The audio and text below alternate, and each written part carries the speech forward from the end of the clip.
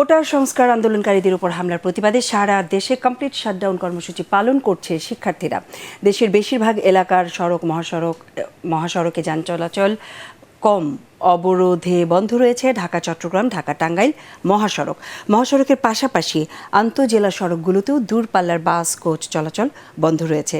সকাল থেকেই বিভিন্ন জেলায় বিক্ষোভ সমাবেশ, রাস্তা অবরোধ করে আন্দোলন করতে থাকেন শিক্ষার্থীরা। বিক্ষিপ্ত সংঘর্ষের ঘটনায় বিভিন্ন জেলায় পুলিশ সহ বেশ কয়েকজন আহত হন। এসব সমাবেশ থেকে কয়েকজনকে আটকও করে পুলিশ। আমাদের প্রতিনিধিদের পাঠানো তথ্য ও চিত্র নিয়ে রিপোর্টে আরও জানাচ্ছেন আশিকুর রহমান। বন্দরনগরী চট্টগ্রামের বিভিন্ন মোড় ও সড়কে পেশাজীবী মানুষের উপস্থিতি লক্ষ্য করা গেলেও গণপরিবহন চলছে কম। তবে ব্যক্তিগত গাড়ি চলছে প্রায় স্বাভাবিক। মুরাদপুর, ২ নং গেট, জিইসি সহ শহরের গুরুত্বপূর্ণ মোড় ও স্থাপনার নিরাপত্তা রক্ষায় সতর্ক অবস্থানে রয়েছে পুলিশ। পার্বত্য জেলা বান্দরবানের সাথে চট্টগ্রাম, কক্সবাজার ও রাঙামাটি সড়কে সব ধরনের যান চলাচল বন্ধ রয়েছে। দূরপাল্লার কোনো বাস বান্দরবান থেকে ছেড়ে যায়নি। অপ্রীতিকর ঘটনা এড়াতে বান্দরবানের বিভিন্ন জায়গায় পুলিশ মোতায়েন করা হয়। খাগড়াছড়িতে বিক্ষোভ করেছে আন্দোলনকারী শিক্ষার্থীরা।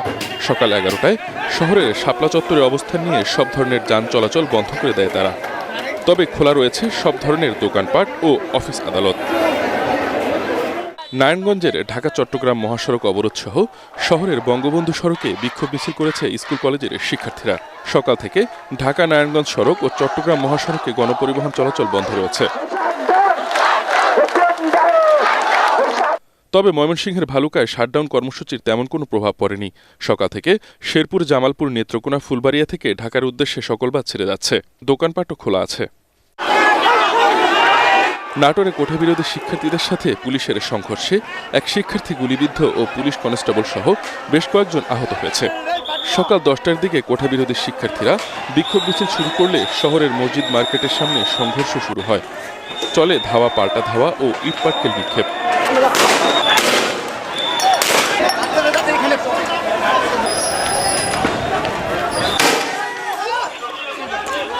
রংপুরে সমাবেশ করেছে কোটা সংস্কারের দাবিতে আন্দোলনরত শিক্ষার্থীরা। রংপুর জেলা স্কুলের সামনে এই সমাবেশ অনুষ্ঠিত হয়। চাঁপাইনবাবগঞ্জে সমাবেশ করার সময় ৩ জন কোটা সংস্কার আন্দোলনকারীকে আটক করেছে পুলিশ। সকালে নবাবগঞ্জ সরকারি কলেজের সামনে সমবেত হওয়ার চেষ্টা করলে পুলিশ তাদেরকে ধাওয়া দিয়ে ছত্রভঙ্গ করে দেয়। তবে যানবাহন চলাচল স্বাভাবিক রয়েছে।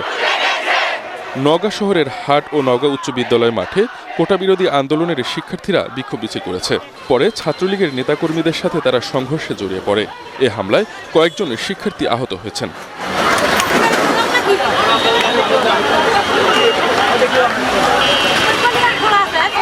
সিরাজগঞ্জে বঙ্গবন্ধু সেতু পশ্চিম সংযোগ মহাসড়ক ও রেল লাইনে টায়ার জ্বালিয়ে বিক্ষোভ করেছে শিক্ষার্থীরা। বেলা 10:30টার দিকে কড্ডা এলাকার মনসুর আলী স্টেশনের রেল লাইনের উপরে অবস্থান নেয় আন্দোলনকারীরা।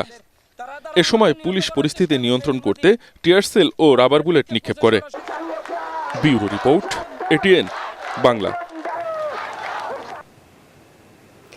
দর্শক, খুলনা থেকে সেখানকার কোটা বিরোধী আন্দোলনের পরিস্থিতি জানাচ্ছেন আমাদের সহকর্মী SM হাবিব। আমরা যেটা দেখছি যে এই সোনাডাঙ্গা বাস টার্মিনাল থেকে যেভাবে যথারীতি বাস চলতো সেই বাসের চলাচলের পরিমাণটা অনেক কম এবং যে বাসগুলোই যাচ্ছে সেটা আন্তঃজেলা বাসগুলোই এখান থেকে চলাচল করছে।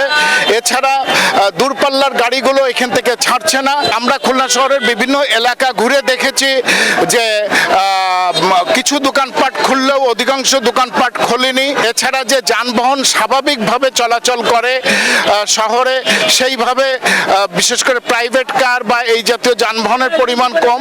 ইজি বাইক বা রিক্সার সংখ্যাটা বেশি আছে, তবে সেটার সংখ্যাও কম। আমরা যেটা বলতে পারি যে এই যে কমপ্লিট শাটডাউনের সাড়া কিন্তু সাধারণ মানুষও দিয়েছে বলে মনে হচ্ছে। বিশ্ববিদ্যালয়গুলির শিক্ষার্থীরা যারা অবস্থান করছিল তারা অনেকেই মধ্যরাতে হল ত্যাগ করেছে বলে আমরা খুলনা বিশ্ববিদ্যালয় সহ অন্যান্য বিশ্ববিদ্যালয় সূত্রগুলো জানতে পেরেছি।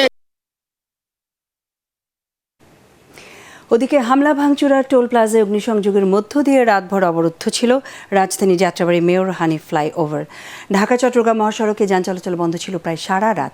আন্দোলনরতদের সাথে দফায় দফায় পুলিশের সংঘর্ষে ওই এলাকা রণক্ষেত্রে পরিণত হয়। পরিস্থিতি নিয়ন্ত্রণে আনতে বিপুল পরিমাণ সাউন্ড গ্রেনেড, কাঁদানে গ্যাস ছোড়ে পুলিশ।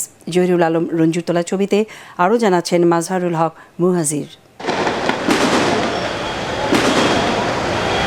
সারা দেশে কমপ্লিট শাটডাউন ঘোষণার পর থেকেই রাজধানী জুড়ে রাজ্যের আতঙ্ক ছড়িয়ে পড়ে।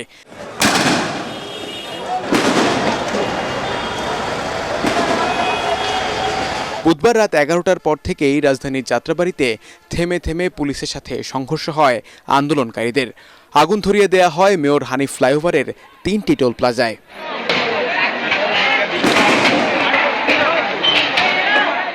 আগুন ধরিয়ে দেয়া হয় ঢাকা চট্টগ্রাম মহাসড়কের যাত্রাবাড়ি থেকে মাতুয়াইল এলাকার অন্তত আরও 30টি স্থানে।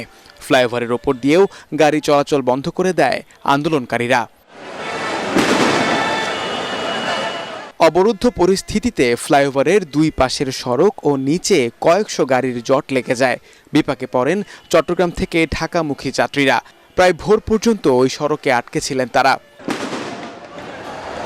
স্থানীয়রা জানান, বিকেলের পর কোটা আন্দোলনকারীরা যাত্রাবাড়ি মোড় থেকে মাতুয়াইল পর্যন্ত সড়ক অবরোধ করলেও সন্ধ্যার পর সরে যান তারা। পরে যারা সড়ক আর টোল প্লাজায় আগুন দেয় তাদের দেখে শিক্ষার্থী মনে হয়নি বলে জানান কেউ কেউ। আমরা যে সাধারণ মানুষ একটা চলাফেরা করবো নিজের যে একটা সিকিউরিটি হিসাবে, নিজের কোনো সিকিউরিটি পাইতেছি না। থানার পাশে গাড়ি জ্বালাই দিছে, ওরা চাইছিল থানা ঘেরাও করব। পরে এখানে র্যাপ ট্যাপ যারা আসলে সবাই মানে ছাত্র না সিভিল বলতে পারি না, যাই এই যে আবার ব্রিজের উপরের থেকে এই বড় বড় আতলা ফিক্কা মারছে। অন্য কোনো মহল থেকে এই অগ্নিসংযোগ বিশৃঙ্খলা ঘটানো হচ্ছে বলে দাবি করেছেন পুলিশ কর্মকর্তারাও। কোটা বিরোধীর পাশাপাশি উৎসুক জনতা, জামাত শিবির, বিএনপির যে নেতাকর্মী এই এলাকার ইভেন নারায়ণগঞ্জ থেকে আসা, নারায়ণগঞ্জ, কদমতলী, শনিরাকড়া, রূপগঞ্জ থেকে আসা, বিভিন্ন জায়গা থেকে আসা শত শত লোক তারা রাস্তাটার দখল নিতে চেষ্টা করে। তাদের সাথে আমাদের দফায় দফায় হয় সংঘর্ষ হয়। এদিকে যাত্রাবাড়ি আর মুগদার একটি পুলিশ বক্সেও রাতে আগুন দেয়া হয়। কড়া পুলিশ পাহারায় ঢাকা বিশ্ববিদ্যালয় এলাকায় রাতে ছিল শুনশান অবস্থা। সাধারণ কাউকে ক্যাম্পাসে ঢুকতে দেয়নি আইন শৃঙ্খলা রক্ষাকারী বাহিনী। মাজহারুল হক মুহাজির, এটিএন বাংলা, ঢাকা।